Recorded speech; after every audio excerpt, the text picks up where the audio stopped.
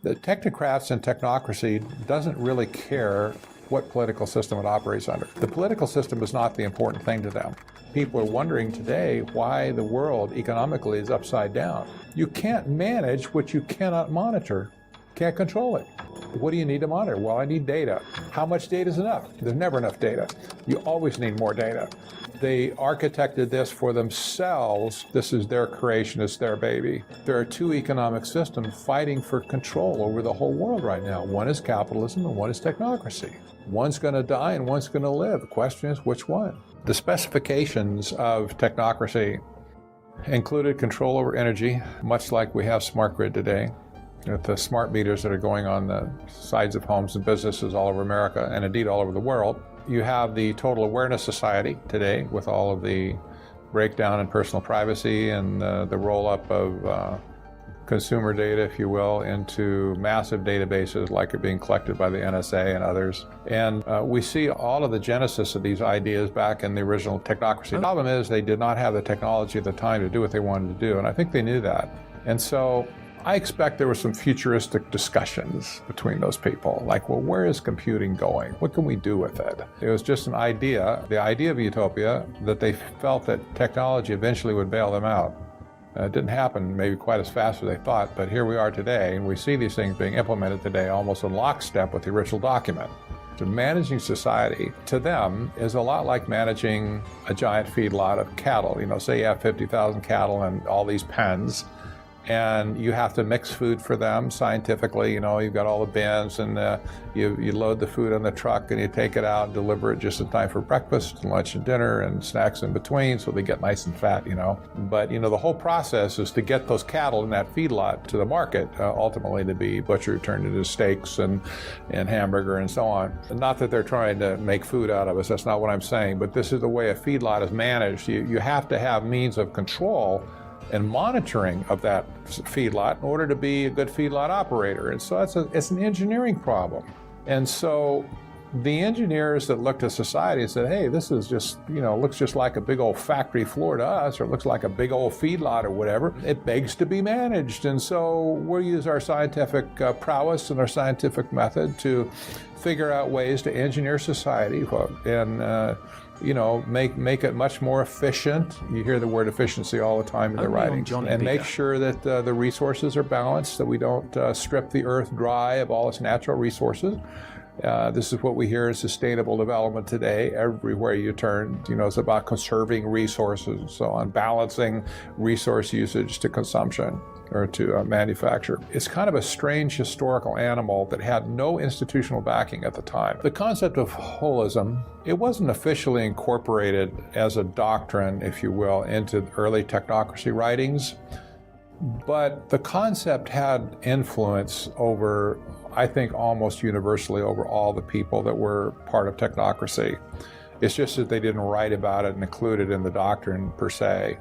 But the idea of holism is that each person, each entity, a societal entity, is a member of a larger societal entity as well. Like an individual is part of a family is part of a community is part of a town is part of a district, so on up the line, part of the state, states are part of nations are part of the global planet. And no matter where you were in this holonic structure, that your real responsibility was to the greater holon, greater entity that you were part of, all the way to the planetary level, you know, that you were part of that great holon in the earth. I'd say the great holon in the sky, but the great holon in the earth, I guess. And so a person didn't find his identity and his value as a person, but only as the value would come only in his relation to the other holons above him. This is antithetic to the way we think in America, where our Declaration of Independence very clearly says that we as people have intrinsic value just because we're human, just because we're born human with unalienable rights, and that we don't have a responsibility to, quote unquote, serve the greater good. Rather, we are guaranteed things like pursuit of life, pursuit of happiness.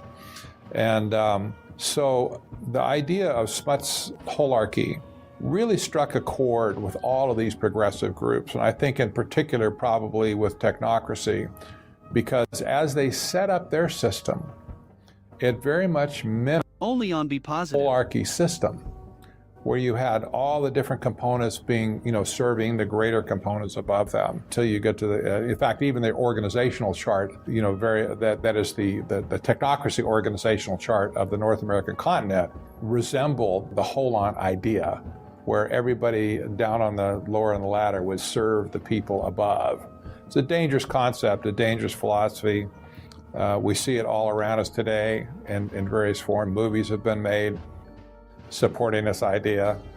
Where'd they get the idea? I don't know if they read Smuts, but it's just everywhere, it's all around us. The technocrats and technocracy doesn't really care what political system it operates under. The political system is not the important thing to them. The methodology is. As long as their scientific method is being used, the political ends to which it's used really don't matter. It's just that you use the correct procedure to get there. People are wondering today why the world economically is upside down. There's things happening in the world today that fit no economic model. Economists are scratching their head trying to write new laws and new things to explain what's going on in the world. It doesn't fit. Nobody, to my knowledge, in the economic world has considered that there are two economic systems fighting for control over the whole world right now. One is capitalism and one is technocracy. One's going to die and one's going to live. The question is, which one? Will capitalism survive, or will it be truly supplanted with technocracy? Because the two economic systems are just, they're not even oil and water, they're worse than that. They cannot exist. It's almost like matter and antimatter. They cannot exist in the same space. One will die and one will live. As you have to look at the bigger picture and how we got here to understand what really is a part and what isn't a part. But the original technocracy documents from the 30s had provisions for what they call functional sequences in governance, not government, governance, the management of society. A functional sequence was some common area in society that needs to be managed by a central authority. Healthcare would be a good example of a functional sequence. Manufacturing would be a functional sequence. Education they called a service sequence because it wasn't making anything, it was a service provided. But they specified all this stuff originally in the technocracy study course. Only on Be Positive. Education, for instance, is a fundamental part of technocracy. They called it a system of continental conditioning. That was their view of education. Well, I thought education was about learning things and learning how to be, think critically and reason things out. And said, no, that may be true for you and I, but it wasn't for them. For them, it was just a matter of conditioning. And I'm sure when they wrote that, they were thinking they had Pavlov in mind with his conditioning the animals to drool when they ring a bell. That's really all education to them really was important for. And that's what we see in Common Core today. It's the same kind of thing. It's a system of human conditioning. It's not a system of education. You have smart grid, the idea of putting these meters and stuff on people's and businesses to control the energy that is consumed within those facilities. This is an original specification of technocracy from the 1930s. You have the massive surveillance that's going on today with a total awareness society.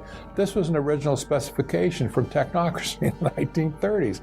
You cannot manage what you cannot monitor. That's an engineer's mindset. People need to think like engineers. You can't manage what you cannot monitor. Can't control it. So you have to manage it. Well, what do you need to monitor? Well, I need data. That's what they'll say. Oh, we have to have data. Well, what kind of data do you need? Well, I need everything. How much data is enough? Though there's no such thing. There's never enough data. You always need more data. So what do you need? What kind of data do you need? Well, we need, if it's an economic system we're managing, we need to have all the financial records. We need to know what's in people's minds psychologically, what they want to buy, what they want to do with their lives. We need to have all their health records because, that's important to manage the health of the society. They need all the education records, like Common Core collects 400 data points on students now, becomes a permanent part of their record forever. It'll follow them until they die. And, you have public-private partnerships, which has flavors of fascism in it, but it's not quite, but it's flavors of it. All of these things come from the same source. They were all specified and talked about in the Agenda 21 document that was produced by the Rio Conference. They architected this for themselves, and the only purpose the Trilateral Commission had in 1982 was to create a new international economic order. That was their stated purpose even then. And so now we have today sustainable development slash Earth Charter slash, all this green economy stuff in every corner of the world today. It's everywhere. They've taken it to every nation, to every village, every district, every county, whatever. This is their creation. It's their baby.